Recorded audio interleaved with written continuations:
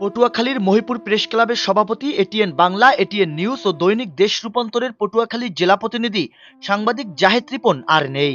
বৃহস্পতিবার ঢাকায় একটি বেসরকারি হাসপাতালে চিকিৎসাধীন অবস্থায় তিনি ইন্তেকাল করেন। মৃত্যুকালে তার বয়স হয়েছিল 50 বছর।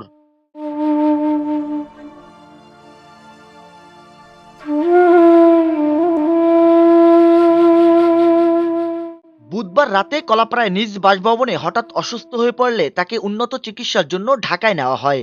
পরে হাসপাতালে ভর্তি করা হলে বৃহস্পতিবার সন্ধ্যা 7টার দিকে তিনি শেষ নিঃশ্বাস ত্যাগ করেন।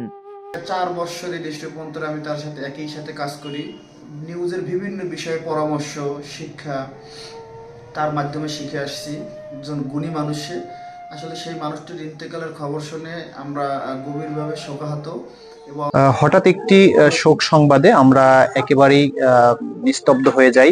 আসলে আপনারা জানেন যে কলাপাড়া উপজেলায় একজন প্রবীণ সাংবাদিকদের মধ্যে জাহিদ রিপন অন্যতম। তো তিনি সময়ের কণ্ঠস্বরের পটুয়াখালী জেলা প্রতিনিধি হিসাবে কর্মরত ছিলেন। আমি আজকে যখনই তার এই মৃত্যুর সংবাদটি শুনতে পাই, একেবারে আসলে বিশ্বাস করতে পারছিলাম না। উপকূলের এই সাংবাদিক সততা ও সাহসিকতার সঙ্গে দীর্ঘদিনের পেশাগত দায়িত্ব পালন করেছেন। তুলে ধরেছেন সাগরকুলের মানুষের দুঃখ দুর্দশা। তার সহকর্মীদের সাথে ছিল আত্মার সম্পর্ক।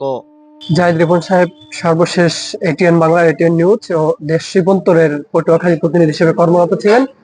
সেই সাথে মহিপুর প্রেস ক্লাবেরও তিনি সভাপতি ছিলেন। তিনি আসলে দীর্ঘদিন ধরেই হার্টের রোগী ছিলেন এবং হার্টে ঋণ পড়ানো ছিল। তো সেই অবস্থায় গতকাল রাতে হঠাৎ অসুস্থ হয়ে পড়ে এবং তাকে তাৎক্ষণিক ঢাকায় নেওয়া হয়। ঢাকার একটি বেসরকারি হাসপাতালে তাকে ভর্তি করা হয়। আজ বিকালবেলা সে গুরুতর অসুস্থ বোধ করে তাকে লাইফ সাপোর্টে নেওয়া হয় এবং সন্ধ্যা 7টায় তিনি সেখানেই শেষ নিঃশ্বাস ত্যাগ করেন।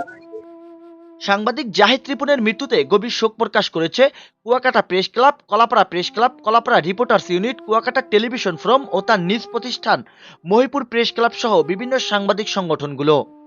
আমরা সাংবাদিক সমাজ জাহিদ রিপনকে হারিয়ে গভীর শোকের ভিতর পড়ে গেছি। কারণ জাহিদ রিপন ছিল এই কুয়াকাটা উপকূলীয় অঞ্চলের একজন সাংবাদিক সমাজের প্রাণ। তিনি পেশাদার একজন সংবাদকর্মী ছিল, ন্যায় নিষ্ঠাবান একজন গুণী সংবাদকর্মী হিসেবে সর্বোচ্চ জায়গায় তার পরিচিত ছিল।